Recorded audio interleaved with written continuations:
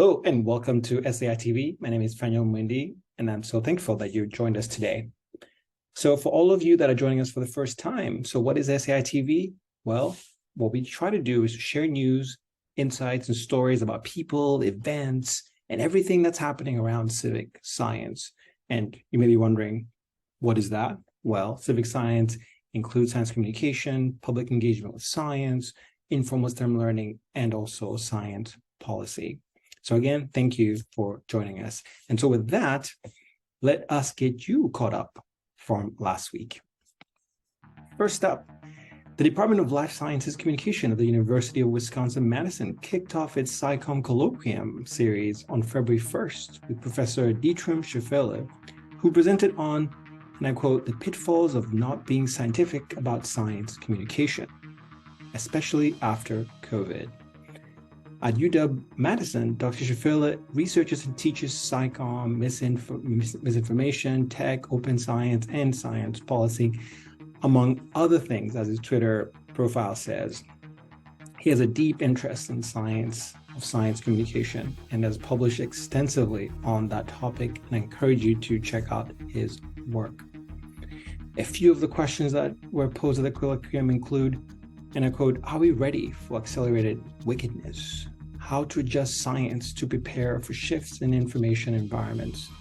And how can we harness the power of the social sciences for better science public interfaces, end quote.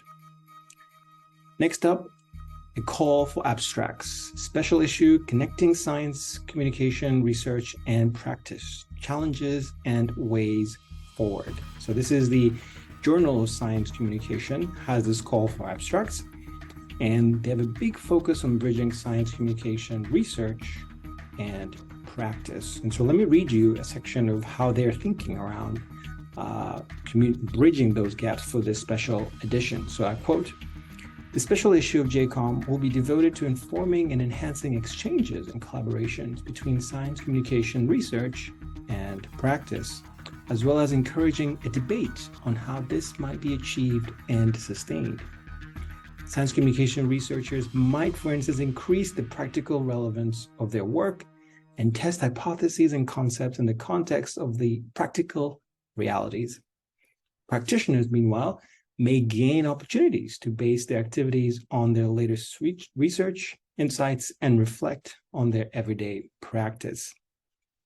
There's a really nice write-up about this call for abstracts, so I encourage you to check it out. I think they're accepting those through March, but go on their website and learn more about that. And lastly, ChatGPT, a friend or a foe for SciComm. So we went ahead and asked some of our followers, and here the people are leaning on ChatGPT being a friend. Now, of course, our poll is super tiny, and the question really needs to be unpacked. It was almost too simplistic intentionally, of course. And so we are planning to get deeper into this as the weeks and months go on, because we are really early in the discussion period and we need to give it time to see what happens and keep talking about it right here, as well as with respect to science communication. And so one of the areas within science communication that ChatGPT may have a big influence on is science writing. Well, coming up next, our special contributor this week is the founder of Fancy Comma, Sheeva Azma, who joined me on a call to share her insights about ChatGPT. Now, as always, before we get to that conversation, let's check the SciComm activity first over the last 7 days on Twitter, and I'll see you in a bit.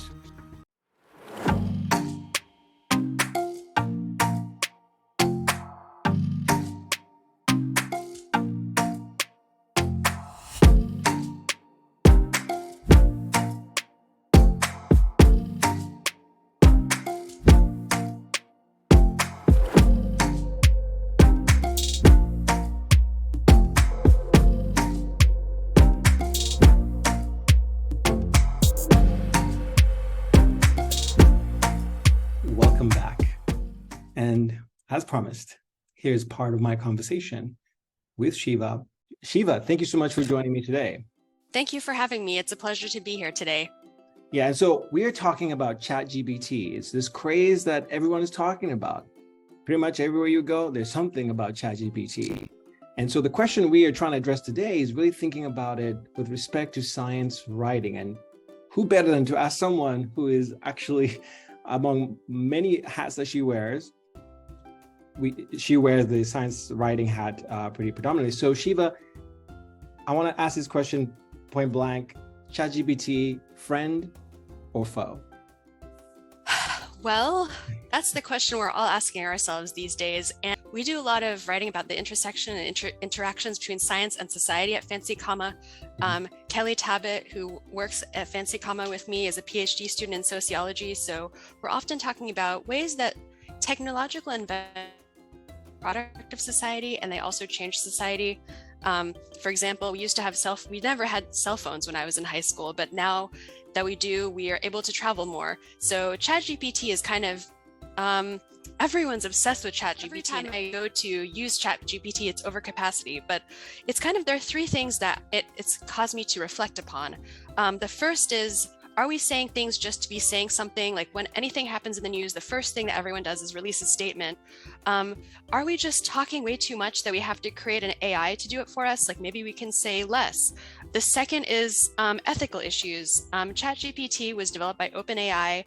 The predecessor to ChatGPT was called GPT-3, and it was trained on hundreds of billions of words. The problem that it had, which is called in AI, it's called an edge case, because an edge case is a problem that the AI can't solve. And so you always have to have human intervention to solve it. And that was excluding racist, sexist, the worst of the internet from the generator. And as the saying goes, garbage in, garbage out. So if you feed your AI garbage, it's going to spit out tons of garbage. So to fix this problem, OpenAI paid people, they outsourced it to people in Kenya, paying them $1 to $2 an hour to look at images of graphic content and kind of classify that content as graphic or not, so that they could take that and the labeled data, put it back into the GPT software and exclude that data.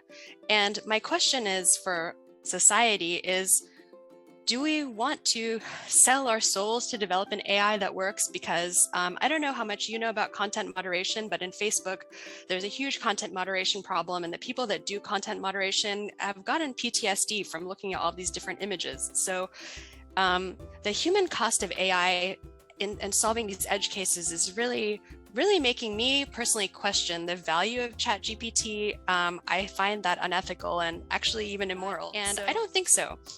There's a lot of issues with ChatGPT. The technology is very kind of cool to have a robot just come up with blogs and stuff for you. But the issues that exist with ChatGPT is it uses outdated information. It kind of sometimes makes up information. People have been playing around with it in the science world and they weren't super happy with it. And then the other thing is, if everyone uses ChatGPT to write like movie scripts, news articles, then it kind of gets rid of the novelty, and then we're all just using this one technology, and all of the biases inherent in that technology will kind of just be amplified for everyone. So I still feel that despite the excitement of ChatGPT, that humans will always be the best at content creation. Because I personally would not use ChatGPT as a science writer, because especially if you have the content knowledge needed to write something, like you're writing an article about neuroscience and you're a neuroscientist, you don't really need ChatGPT to write the article for you. I've heard that learning to use ChatGPT can be useful. Like, how do you use ChatGPT to write the correct prompts to get information, to kind of ask it different questions? That could be useful, but I've heard from people that I've talked to that ChatGPT, even when you get the data output from ChatGPT, it requires heavy editing. It's sometimes wrong. You really need to get in there and like edit and modify things and double check things. It comes up with citations, academic citations that apparently don't exist, or they can't retrieve the citations for you. Like there was this one person, I forget who it was on the internet, but they asked it to do something scientific and it came up with the title of a paper. And then when they asked it to produce the PDF or like a link to it, it actually it could not find it, or it said the paper wasn't found. So I don't think we really know what is truly possible with ChatGPT yet, but for me, I can't really, I haven't been able to use it because everyone is using it. So I'm pretty happy in my own corner of the world, just writing with my human mind. And I wonder what the inherent biases are of ChatGPT that we don't know about, because it kind of went viral. Yeah. I think we are in the early days of ChatGPT. We're learning about how to use it. We're learning about its potentially unintended consequences, right? Impact that could be out there in the field.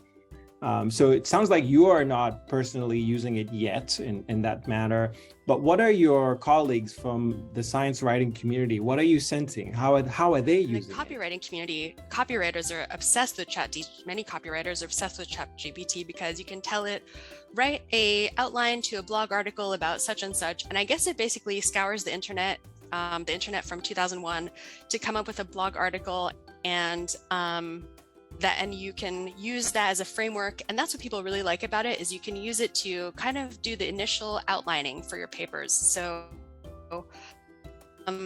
for science, it's much more complex because it has to actually analyze and interpret scientific information, which from what I've seen so far from my colleagues, I don't think I've really seen a lot of like really good analysis. Like, I think that our brains are still much better at contextualizing, analyzing different information. Like, I'm writing a review paper on post-traumatic stress disorder right now, and I don't think I could feed that to ChatGPT. Paige Giroux is a science communicator. She's really kind of well known in the scientific community, and she recently published a blog post with several caveats about using ChatGPT for science communication. So I'm assuming, I think she's been able to play around with it a bit. So I think you would proceed with caution, is what I would say, for using ChatGPT for science communication. It might be useful for outlining or for initial steps, and it might be useful to know how to get the actual outputs and stuff, but I'm skeptical, and I think the scientific community is not entirely, science communication professionals are not entirely sold on this. Right. And you mentioned earlier that you don't think it will replace, or at least the scientific writing community is not a threat yet, per se. But how do you see it affecting training in this space? Well, it's interesting because as technology gets more and more advanced, I think that the training that we will have will also be very technologically advanced. So, like, for example, if you look at places that have had automation, like warehouses, the people that work at warehouses now, they don't do a lot of manual labor. They learn how to work the software and the systems that do the stuff for them. So at some level, if ChatGPT gets more established in science communication, then we'll have a class on how to use ChatGPT to write science articles, or how ChatGPT can be useful. And I would be surprised if someone is not already just on this topic and like using ChatGPT for science journalism or for science writing. I don't think it's a bad thing. I think the hardest part is being able to actually use the software, and realizing its limitations is probably the most important thing for anyone that is going to use it in the future. We can always train writers, but what are we going to teach students about the ethical and social implications of AI? I think that is really interesting. You mentioned proceed with caution for science writers. What's another piece of advice you would give someone who is in this space or who is getting into this space? Yeah, so the most important thing about writing is you have to know what your message is. Just fundamentally and foundationally, you have to know what you want to say. And that, I don't think ChatGPT really changes that. Like, if you're writing a grant, you have to have a very strong idea of your hypothesis. And I think that ChatGPT can actually help people with their writing if they can resolve these different things, and if they can, the ethical issues are kind of too much for me to actually use ChatGPT. But actually, if they resolve if it's easier to use ChatGPT, you still have to know like what you want to say when you write prompts to ChatGPT, like, write this grant about like this specific hypothesis. And I think that if you're one of those people that just absolutely just hates writing, which I know a lot of people like that, especially in the sciences and in engineering, then you might actually like ChatGPT. But you have to know what you want to say, and you kind of have to know how you want to say it also. And ChatGPT can't really do that for you. And that's a limitation of, I mean, AI. And that's why I think that humans will continue to be good at communication and much better than AIs for probably years. All right, so that was part of our conversation with Sheeva, whom I hope will join us again in the weeks to come. There's really so much to unpack, and I hope others like Sheeva, other special contributors will be joining us to share their insights, their expertise on various topics as we explore them in the weeks and months ahead. And so with that, thank you so much for joining me today, and I look forward to seeing you next week. This is SAi TV.